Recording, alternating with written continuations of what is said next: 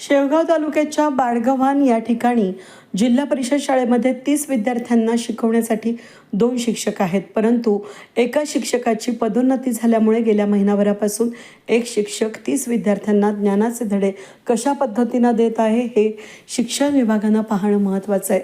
सरपंच अंबादास ढाकणे यांनी आणि बाळगव्हाण या ठिकाणच्या पालकांनी, ग्रामस्थांनी पंचायत समिती यांच्याकडे वारंवार तक्रारी करूनही अद्यापपर्यंत शिक्षकाची नेमणूक केली नाही।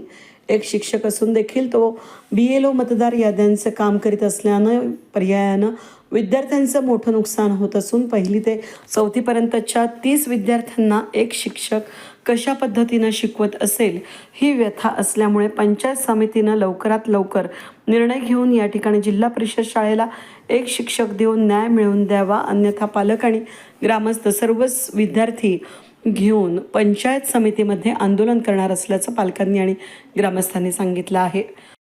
अंबादास बाळासाहेब ढाकणे, लाडजळगाव ग्रुप ग्रामपंचायत, बाळगव्हाण मौजे येथे जिल्हा परिषद शिक्षक कांबळे सर यांची पदोन्नती झाल्यामुळे ते पद रिक्त झालं असून ती शाळा राज्यस्तरीय, तिचा नंबर 150 असून त्या ठिकाणी आज अत्यंत बिकट अवस्था आहे। त्या ठिकाणी शिक्षक नाहीये आणि एक शिक्षक आहे, त्याच्यावर BLOचं काम नेमलेलं आहे। तर मग मुलांना शिकवायचं कोणी? शासनाने याच्याकडे लक्ष केंद्रित करून शिक्षकाकडे हे काम दिलेलं असून तरी पर्यायी शिक्षक त्यांनी उपलब्ध त्या ठिकाणी करून द्यावं असं गावकऱ्याची माझ्याकडे मागणी आलेली आहे। त्याच्यानुसार मी आपलं गट शिक्षण अधिकारी BDO साहेबांना मी निवेदन देणार आहे।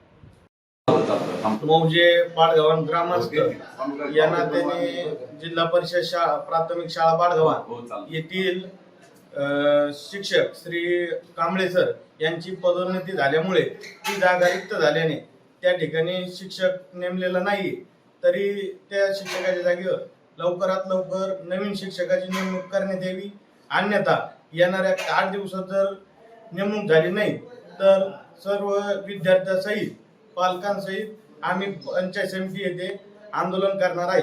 वेद न्यूजसाठी प्रतिनिधी पांडुरंग निंबाळकर, अहिल्यानगर, शेवगाव।